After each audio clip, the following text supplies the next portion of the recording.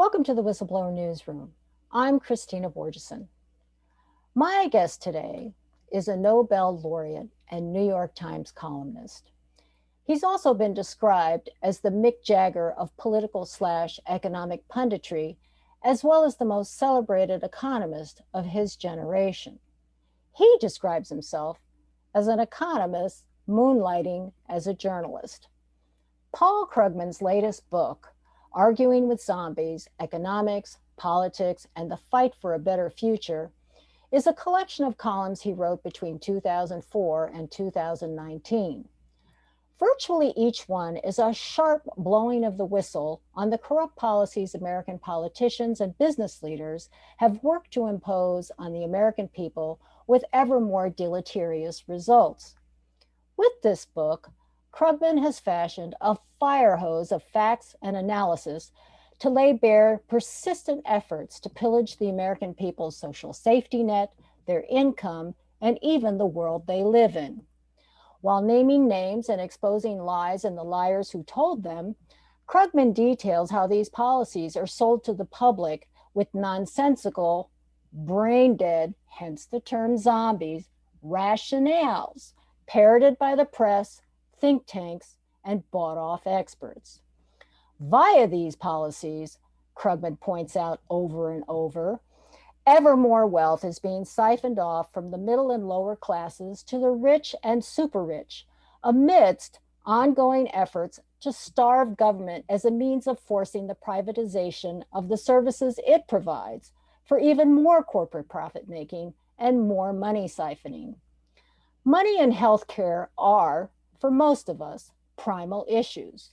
And they, along with life as we know it, are on the line, which is why Arguing with Zombies is an urgent read. Today, we're going to unpack some of the book's contents with Mr. Krugman, and my advice is listen as hard as you can. If you're not a millionaire or a billionaire, you really need to hear what he has to say. I want to talk about the social safety net first. I want to talk, by the way, this book lit my hair on fire. I just like, yeah. I wasn't expecting it, to be honest, but okay. I want to talk about the state of both Social Security and Medicare now, and what the zombie talking points are for privatization of both and what that would lead to. Okay. Wow. So there's it's a multiple piece story, and the I actually sort of start the book with Social Security because it was the first big post-Iraq War thing that I had to deal with as a columnist, and it also was something where, at least temporarily, the good guys won. We did not privatize Social Security, so it's a place to start. It's a couple of there are these two different aspects. We can get to Medicare maybe, but Social Security to start with. The first is the idea that this is some doomed system, that everything's going to go bankrupt. We can't possibly do it because of the aging of the baby boomers, and as with a lot of zombie arguments, there's a little bit of a basis there, which is that baby boomers are aging, and so there are more people collecting from the system relative to the number of people paying in than there used to be. But the thing is, actually, most of that has already happened. More than half the baby boomer generation is into Social Security now. And we're not in crisis.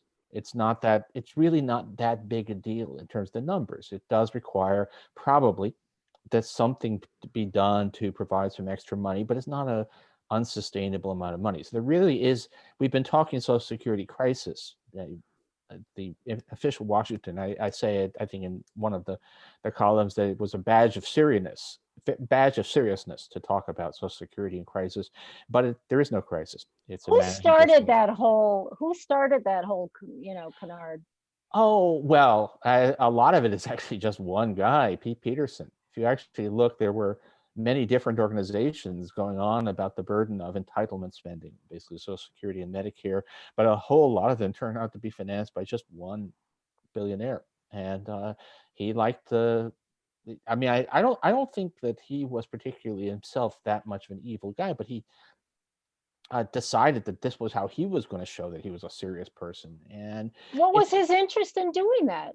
I think a lot of that was just ego. I mean, there clearly this is something that's very associated Wow. with income levels. I mean, if you're a billionaire, or even if you're in the, if you're even at the bottom of the top 1%, Social Security is not something that you expect to live on. It's just the great majority of Americans for whom Social Security is the bedrock of their older years. So there's a class-based thing in there, but then other things. One of the things about a lot of zombie ideas is that stuff that sounds serious and hard-headed. Let's make sacrifices because we're aging, and this is unsustainable. Tends to have a lot of appeal to people, even if they don't have a financial interest in it.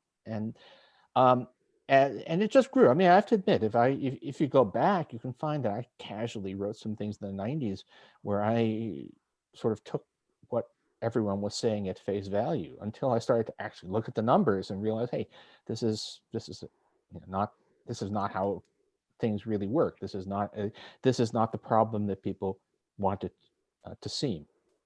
And the idea that privatization was the solution is that's really no, that is very much that's about uh, if you actually ask, you want to just ask, who benefits, and this is about generating business for investment banks. It's about just it's a way to kind of stealthily remove the safety net, which is sets the stage for a lower tax, lower benefit economy, which is good for people at the top. And that was, boy, just think about what would have happened if we had encountered um, the 2008 financial crisis uh, with privatized retirement as the only thing out there, no kind of guarantee of income if asset values collapse. So wow, we dodged a very serious bullet on that one. Well, and I sort of wonder why the effort to privatize Social Security and Medicare, it continues even now, because there's the primo example right there of why it shouldn't be done. Well, and if you want to ask, most not all zombies are just about money. There are other things that go in, but a lot of them are, and this is the old Wait, but here's the thing I don't get. yeah, They call it entitlement. These yeah. are entitlements. People, that's people pay into that. That's their money in there. Well, the funny It's thing, not an entitlement. They put it in there so they can have it later on, and they can be okay, guaranteed to have it later on. there's a couple things. The entitlement is actually entitlement originally was a value neutral technical term. An entitlement is something where the amount the government spends is determined by the law says people are entitled to receive certain benefits. So it's an entitlement in that sense. But it became perverted into meaning that this is something like we're giving people something for nothing, and which is not at all what is the case. Now, it is true that if you're in my generation, as it happens, people in my generation on average are going to get more than they paid in, because we were paying in at a time when the programs were relatively generous, when there were a lot of people of working age paying in, and people didn't worry that much until later in the game about what happens when we all retire. And it's a worse deal because payroll taxes are higher now than they used to be. That it's a worse deal for younger generations. But look, we've all paid taxes into the system, and we're all part of a society. So the idea that there's something terrible about making sure that people don't go hungry or without medical care in their old age is the idea that that's some kind of outrageous scamming of the system is false. But that there's a lot of think about the insurance industry, think about all the people, to a large extent actually, Medicare in particular. A good part of Medicare is in fact paid for with income tax revenue, and income taxes, unlike other taxes, fall disproportionately on wealthy people. So look, it's the old line. It's difficult to get a man to understand something when his salary depends on his not understanding it. And there's always going to be a market for people explaining how we can't afford to do these benefits for ordinary Americans. Well, I find it very interesting because I was reared in Haiti, you know, uh, Wow. fourth world. Okay. Yeah. Fourth world now, it was third world when I was growing up. But this becomes a zero-sum game if you don't have a social safety net or taxes that are keeping people afloat on a certain level. Because what happens is that that group of people devolves into a major security problem for the elite. Yeah. Okay. So I don't understand. And you know, this billionaire that you were talking about, what skin off of his nose could it possibly be for people of middle and lower incomes to collect Social Security? Why Yeah. does he concern himself with the great unwashed as he sits there? And I don't get it. Okay. Let me say first of all that I think it's not all that interesting to ask about the motives of the particular billionaires who support this. I mean, individuals can have a bunch of reasons. The question you want to ask is, why do we have a system in which a few billionaires can have that much influence on discourse? And just in general, why do we have a system in which the views of the very wealthy, their preferences, their prejudices, uh, end up defining a lot of what people think of as being sensible?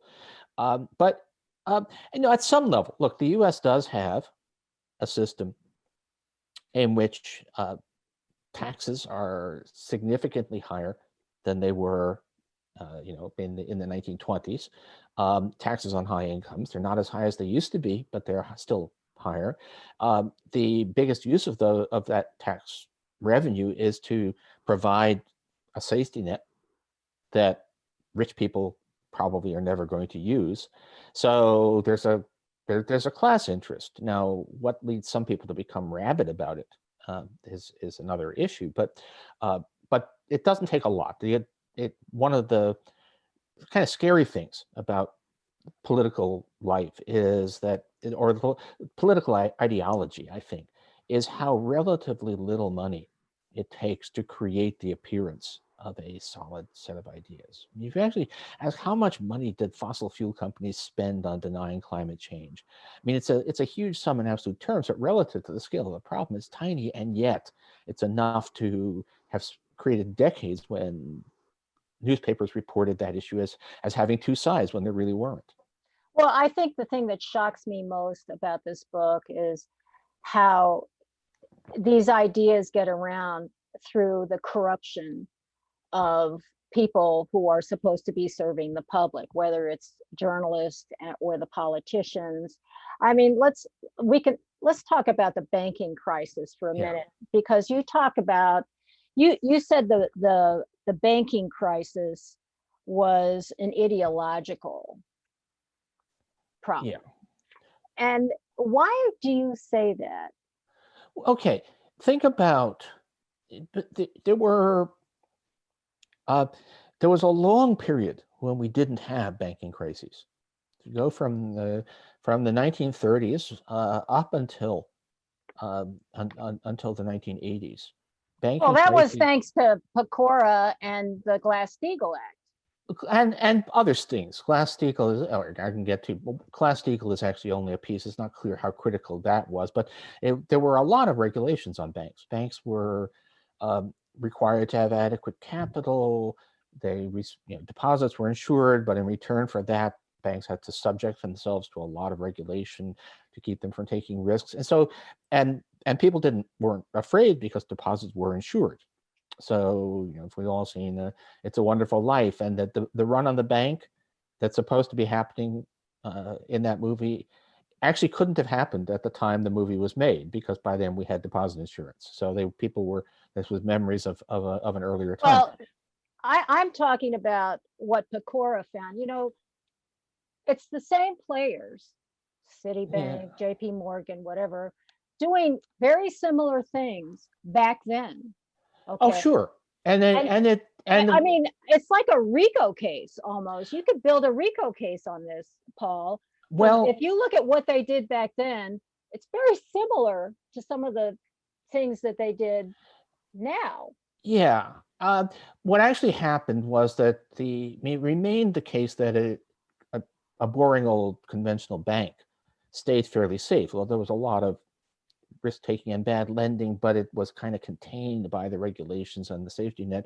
But the bankers got innovative and they created new assets that nobody understood, and they shifted a lot of banking into Paul, stuff that, they did the same thing of this time. course, They're like, if you talk to Dick Bowen of Citigroup, what did he say they did?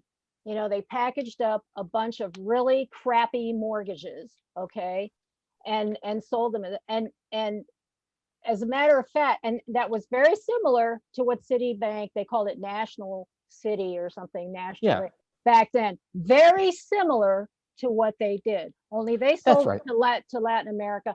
So my point to you is, I don't understand, and this is one of the, I really feel like as an economist, you need to hook up with a criminal lawyer and have him look at what you put, because I'm looking at this and I'm thinking to myself, these banks destroyed, I don't know, the lives of so many people, like robbed them of all Yeah, this and destroyed their lives, and there has been no accountability, none. And the person, you know, Bill Clinton, you go after the right really hard in this book, and I'm with you on that.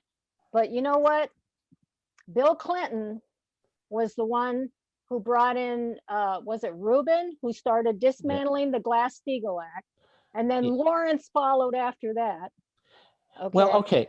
I'm going to say that again, I think this is kind of important. Rubin did go along with the dismantling Glass-Steagall, which was done pretty much explicitly for the sake of Citigroup.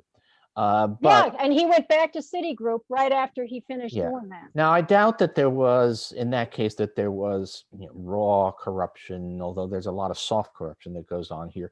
But and let me say, How by the can way, you say that? if you want to have, if you want to find people to blame, and I think this maybe in a way makes the point about how zombie ideas can persist. Um, there was a push.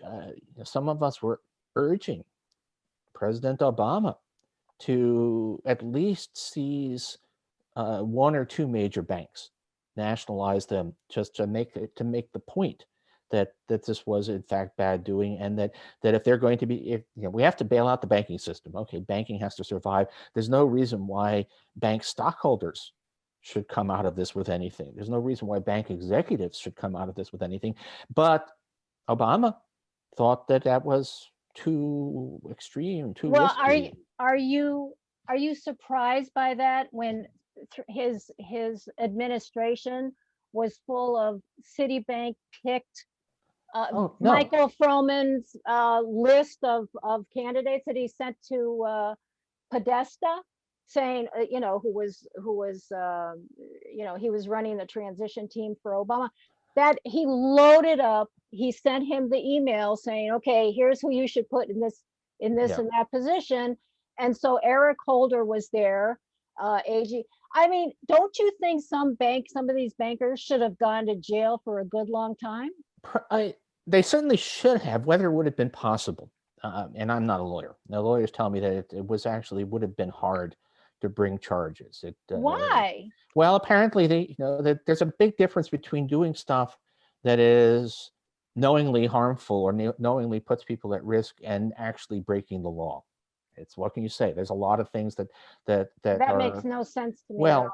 yeah, but it is kind of. But let's put it this way: I don't really know. I don't have a strong view on whether there was a way to have sent people to jail, but there was clearly a way to make it clear that we were not going to just completely let bankers off scot-free. They didn't do that, and this. So what happened? What actually happened was that Obama himself, during the 2008 primary, I actually tried to. I said, look at his actual policy positions. This is a great, eloquent guy.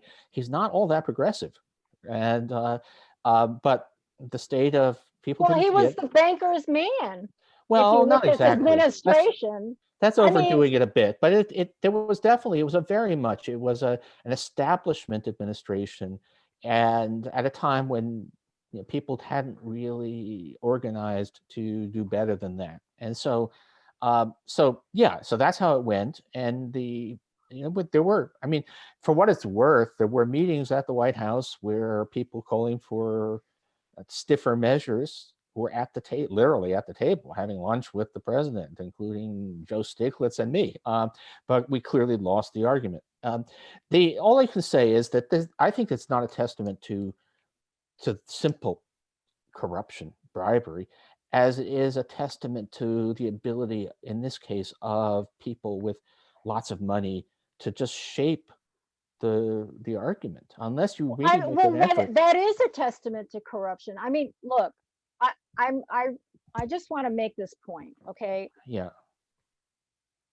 His Obama's administration, Eric Holder, Attorney General, appointed by, suggested by Citibank.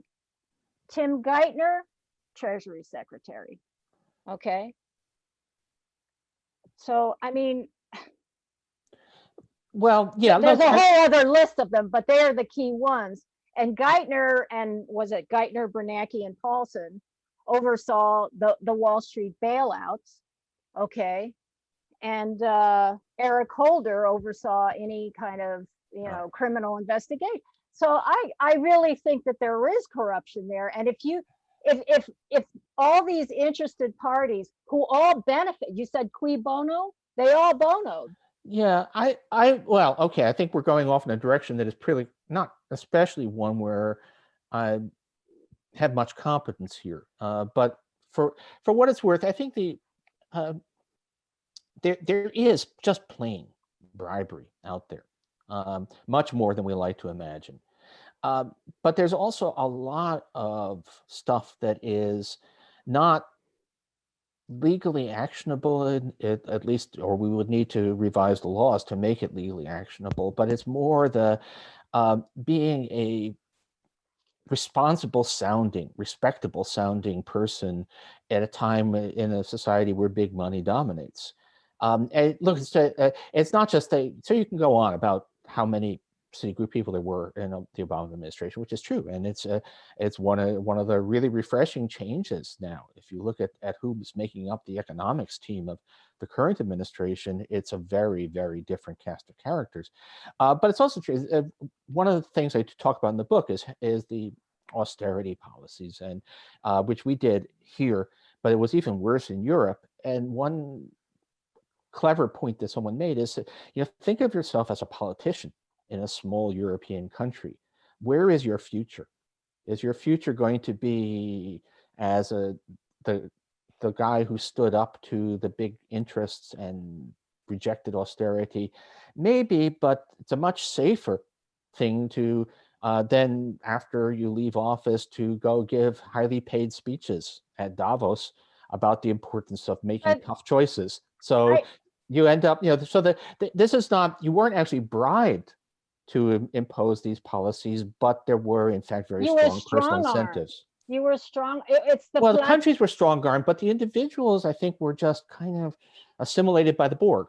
It's kind of the plata or plomo. You go along, you get rich. If you don't go along, you get nothing. That's a very real phenomenon, and it's. I think it doesn't. I think the answer to that is there's only so much you can do. I mean, it's true that we should have had something like the Pecora hearings, and it's remarkable that we didn't have even an attempt at it. But you also just need. Well, they did have the commission that was loaded. It was a whitewash.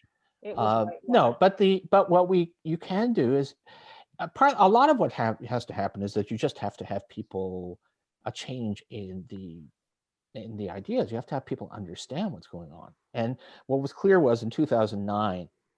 The people, even though we just elected our first Black president and all of that there were still the idea that we had a deeply corrupted system, that you had an opposition party that you could not, in fact, negotiate with because they were never acting in good faith. All of those were seen as kind of wild, radical views. And so, but we have in some ways made progress. In 2009, the chairman of the Senate Finance Committee, effectively the top congressional person, was Max Baucus, who was a very conservative Democrat, and it was a big problem actually getting anything past him. Now it's Bernie Sanders.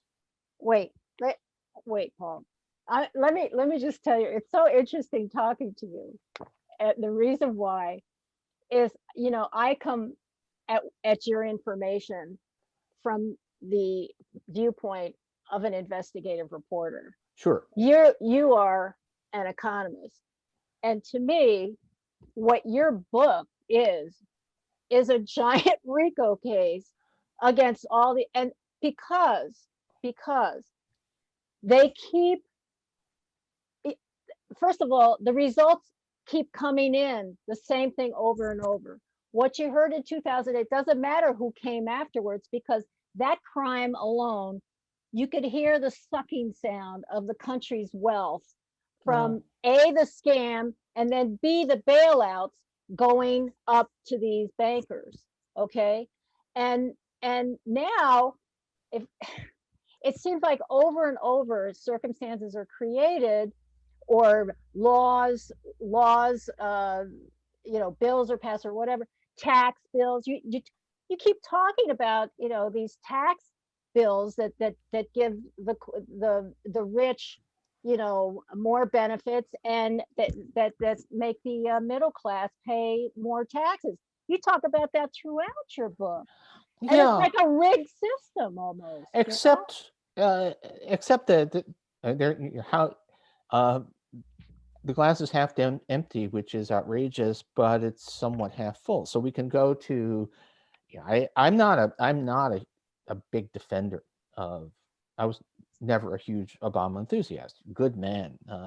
I don't think there's a hint of any kind of personal corruption on his part, but the too susceptible to respectable opinion, and a lot of missed opportunities, and yet we got 20 million people who didn't have health insurance got it. Tax rates on top. People are always have the impression that Obama did nothing to reverse the tax cuts for the rich. Actually, by the time his time in office was over, tax rates on the rich were not back to what they'd been under Dwight Eisenhower, but they were kind of back to what they were under Jimmy Carter. So it's you got to have some. There's a radical view which is all totally corrupt, but I guess I'm more hopeful than that. It's not. I'm not saying. Look, what I think is when you're in that power arena, and you've been, I think Obama was bankrolled quite a bit by the banks. Sure. And they put their people in, and the banks got what they wanted, which was a crisis that was paid off. Okay. So yeah, he should be in some other arena as president. He should be pushing hard for something almost as a mitigator, I feel. He has something to point to. And then, and Obamacare, don't get me wrong, I agree with you, and I think people should read your assessment of Obamacare and the amazing good that it did. It put millions of people on insurance, okay? But overall, there's give and take, but there's always bigger give, it seems like, bigger take than give. And so now, and again, I'm seeing the trend, and the trend is what you document in your book. Now we're in COVID times, okay? And here we have another sort of crash situation. It's different in that a lot of people have lost their jobs and are losing their money, and and meanwhile the uber rich, have you seen that list of America's 300 and some odd billionaires are almost $1 trillion richer Yeah, during the COVID crisis. So I'm not blaming them. I'm not blaming them. I'm just saying that it just, the I'm trend keeps not. happening over and over.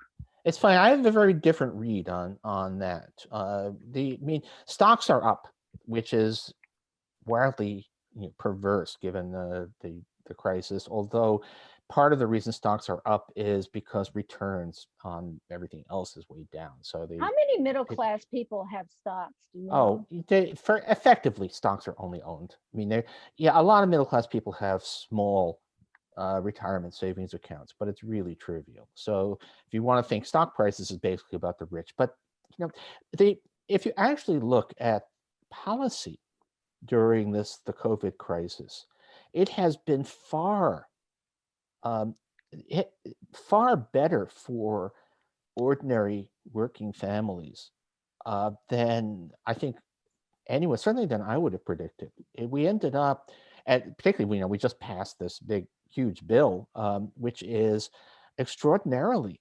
pro poor and middle class, and it's uh, nothing like uh, the kinds of things that people have envisioned in the past. We've now got a child tax credit, $3,000 per child, which is and it's not really a tax credit; it's just a cash subsidy. Everybody gets it. Um, we're going to cut child poverty in half just with one stroke as a result of this legislation.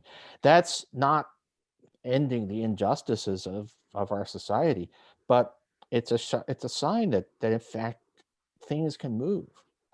And but to make them move, you have to avoid not you don't let your brain get eaten by the zombies. Don't buy the framing of the problem that somehow says that well, government spending is a terrible problem and taxing the rich will destroy the economy. You have to free your mind if you like. There's that's not enough, I'm but it thinking helps. of your mantra, your spending is my income and my income is your spending. Yeah. Well, And that's what happens in a depression is that you think that well we're going to we've overstretched and so we need to cut back and what happens is instead everybody gets poorer. But that is that's a zombie. The idea that the government is like a family and should be worried about getting too deep into debt and you should tighten your belt when times are bad though that I think is actually that hurts almost everybody and that's a zombie that persists just because it sounds right and it's really hard to explain why it isn't right. explain why it's not right. Okay, well again um, first of all in terms of the impact, so during the in 2009 the then house minority leader said, well, Americans are having to tighten their belt, so the government should tighten its belt too. We all said, God, that's really stupid. And then about a few months later, that same line started showing up in Barack Obama's speeches because his speechwriters thought it sounded good and it would sound good. And what's wrong with that is, in fact, that money goes in a circle. My spending is your income, your spending is my income. And if everybody cuts back at the same time, we don't actually end up ahead of the game. We don't end up putting money aside. What we end up is we end up just shrinking the economy and everybody becomes poorer.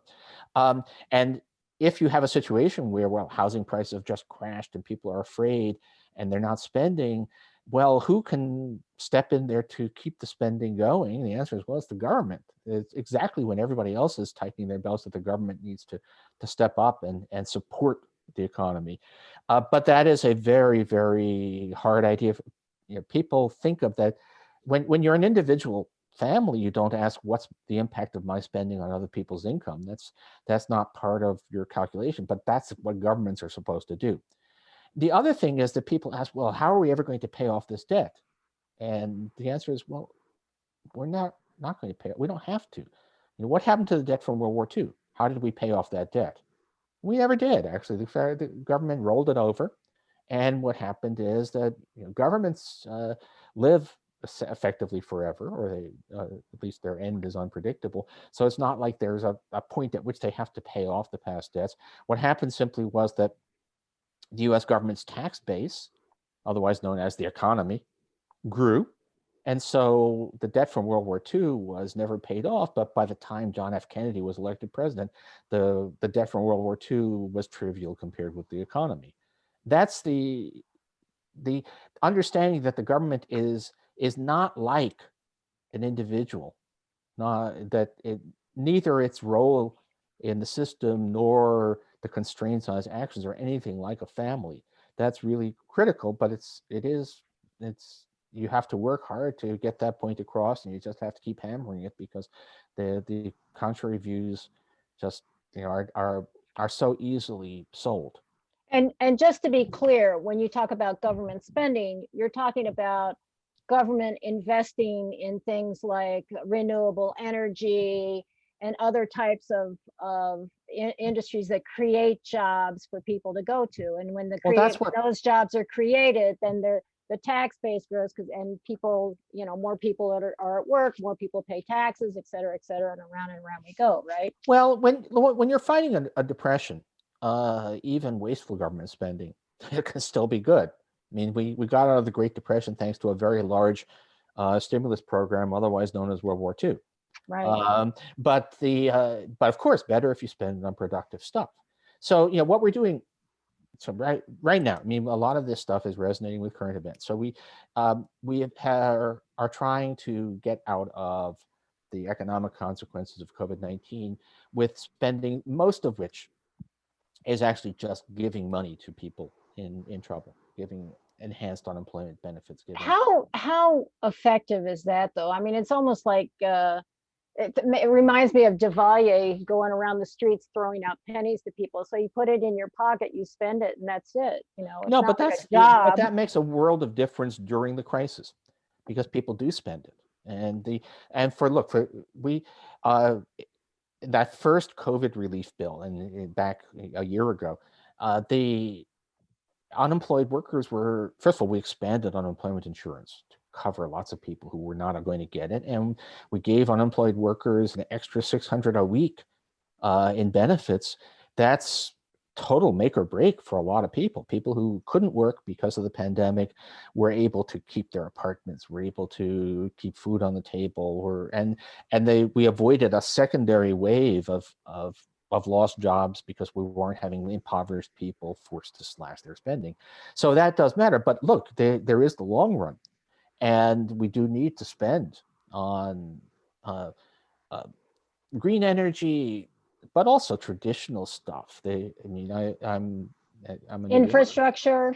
Infrastructure. I mean, New York City has its entire transit link to the rest of the United States is a tunnel under the Hudson River that was completed in 1910.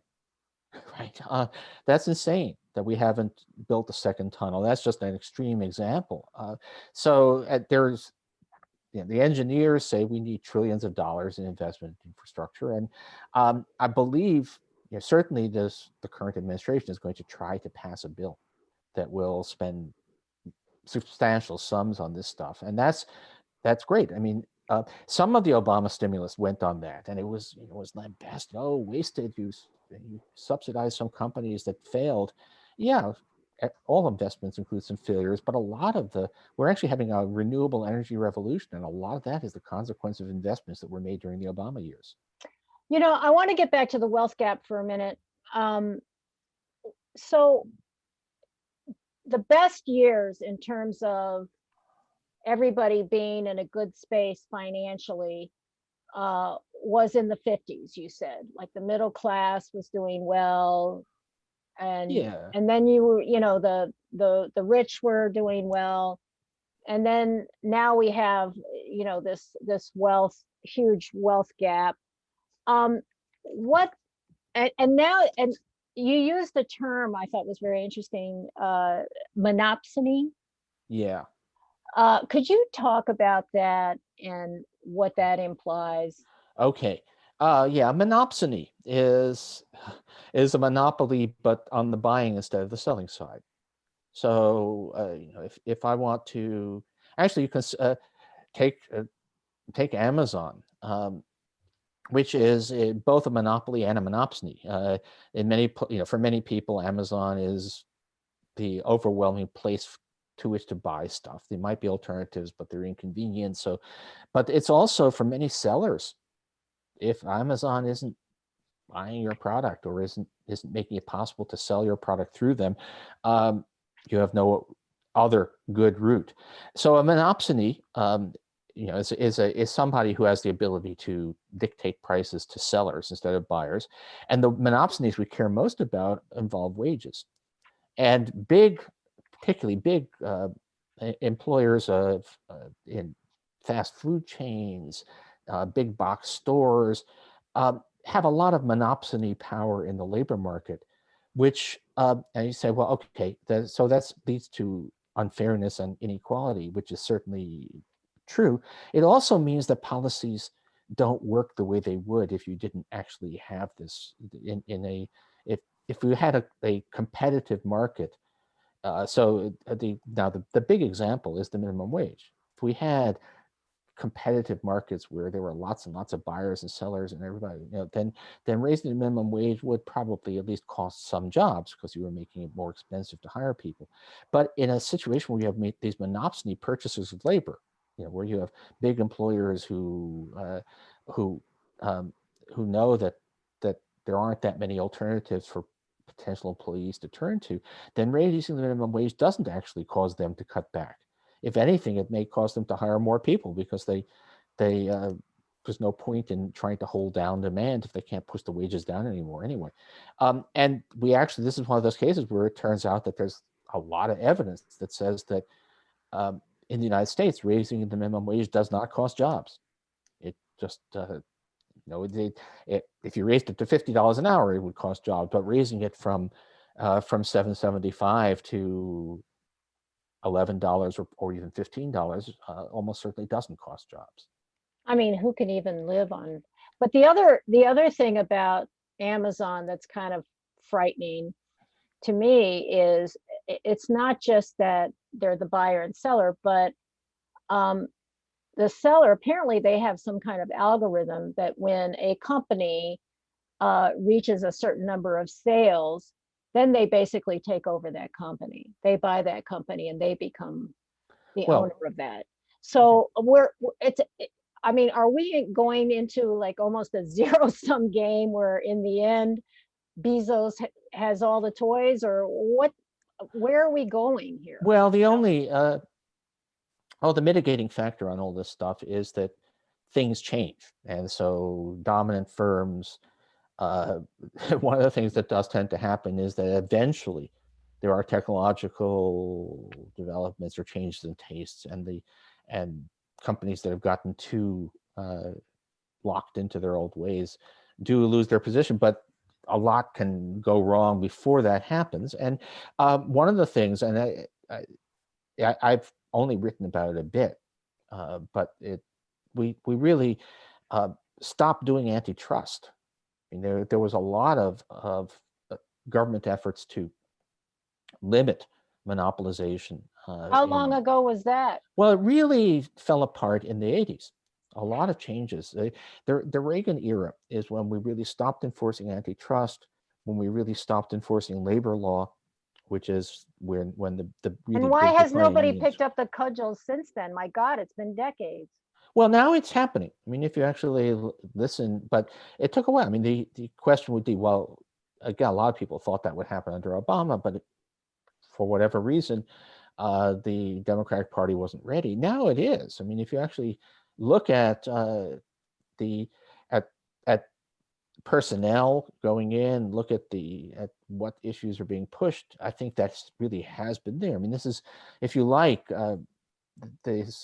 the concern about excessive power on the part of companies is a lot of what Bernie Sanders, Elizabeth Warren are about. And those used to be fringe views within the Democratic Party. They're now largely mainstream. So, now whether it's a powerful coalition on the other side, and there's vast amounts of money on the other side. But at least I think there was a kind of blindness to what was happening to America for many, many years.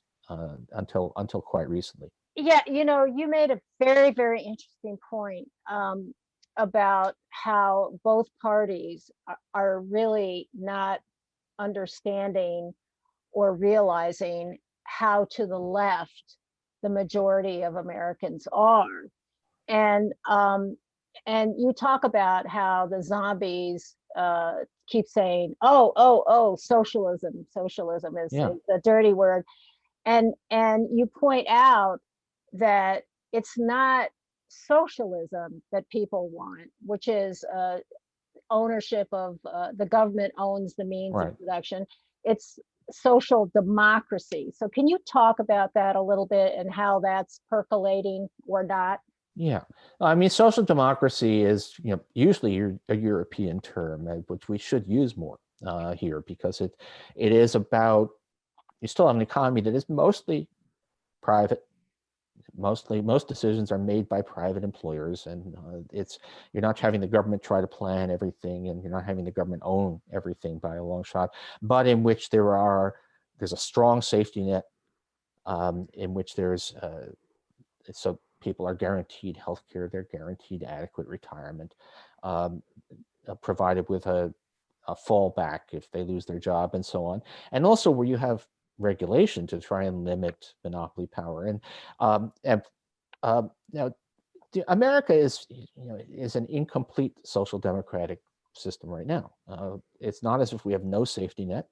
It's not as if we have no regulation, although we had a tremendous effort from the right to dismantle all of that. If you take what is the most social democratic country out in the world right now, it probably would be Denmark. someplace like Denmark, and it works. It's a much safer, much more, actually, also it turns out, happier society than ours. So that's where we're trying. Now, the thing is, the American public on the issues is pretty social democratic. But look at the polling right now. I'm doing a lot of homework on this. On a big infrastructure program is wildly popular. Overwhelming majorities of the public supports that. Raising taxes on the rich, wildly popular. Overwhelming majority support that. But for many, many years, even Democratic politicians were afraid to go there for fear of being called socialists. It's kind of funny right now. I mean, it finally, again, Joe Biden comes in with a program that is spending a lot of money helping families. It hasn't gone to the tax thing yet, but I think that's coming. And we're waiting. I mean, if there was a couple of Republicans mumbling socialism, socialism, with getting no resonance, the thing was wildly popular, and so you end up with Fox News going on about Dr. Seuss instead, because they haven't figured out a way to argue against genuine social democratic policies. So what is your view of the talk about what the Trump administration did to sort of unwind some of these the more progressive aspects of Obama's administration, and what you think Biden is going to do to take the ball further down the road?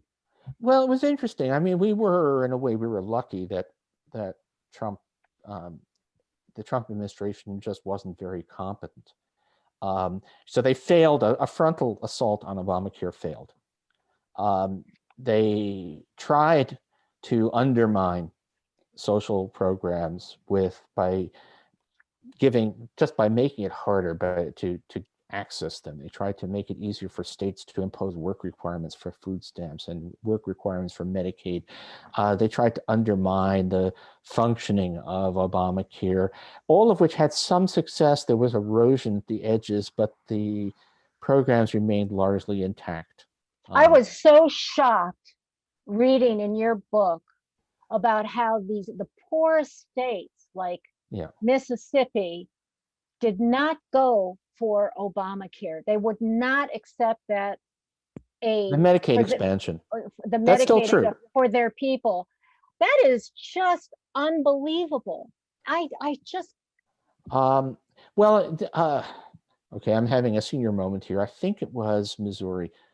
They had a referendum on expanding Medicaid, because the federal government is still willing to put up 90% of the cost, which is, it's not just that it's good for the poor, but brings a bunch of federal money into your state. And they've had a referendum on it, and the public voted yes by a substantial margin, and the Republican-controlled legislature is still refusing to do it. And what that is, oh my God. It's this. I mean, at this point, I think we're now past the point where trying to prevent a key part of Obamacare from coming from your state was supposed to lead to a repeal of the law, because that's obviously not going to happen, at least not for quite a while. But it's still down to this general notion that government is bad, government help for people is bad, and we're going to prove that government is bad by doing everything we can to ensure that government doesn't actually work. Well, that's because they want to privatize everything. Yeah, but it doesn't work, so let's turn it over to the people who really know how to run things, like the corporations. And well, you were the one in your book, you mentioned that privatizing Social Security, I don't know if I'm misunderstanding or misreading this, privatizing Social Security would mean 25% less benefits. Well, no, I don't think, no, that's not exactly right. We don't actually know what it would translate into, because it would, I mean, as it now stands right now, there... Or 25%, like 99% of Social Security goes to people. 25, no, didn't you say something like that? I think you're missing if Social Security right now is when there will come a point, unless something is done, when the baby boomers have all retired and the reserves, the trust fund that the Social Security system has built up, will be exhausted. And at that point, unless additional money is provided, benefits would have to be cut by something like 25%. Now, that's not going to happen. What will happen is, because older people vote, that's just not going to happen. No, it's just what privatizing would do is it would provide an excuse for a stealth cut. You'd say, well, here, we're giving you money to invest, and we're sure you can get great returns on it. So that you would end up cutting benefits, and would also expose people to enormous amounts of risk.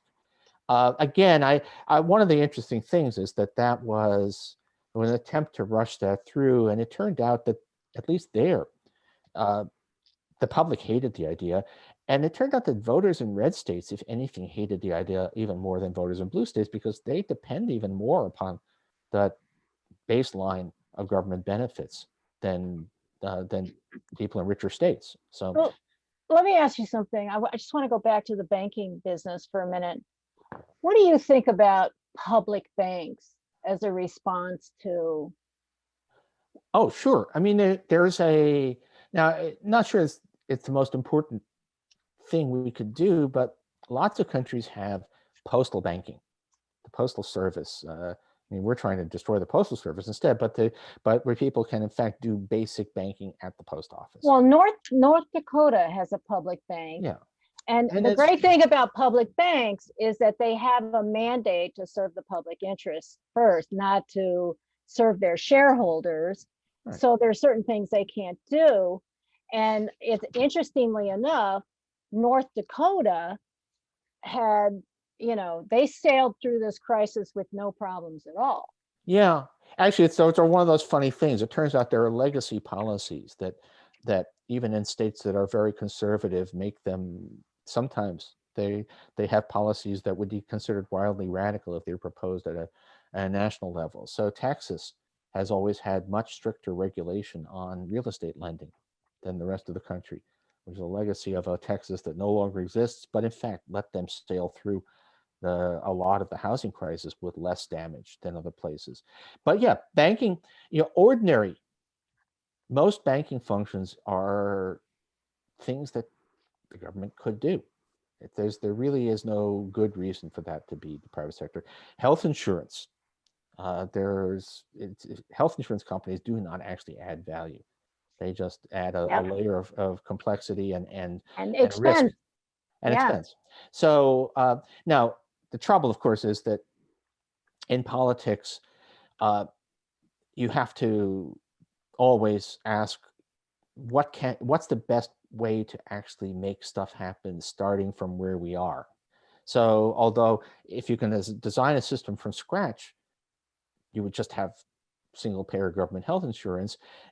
There are 160 million Americans who have private health insurance right now, and going to them and saying, okay, we're going to replace what you have with something different. Trust us, it'll be better.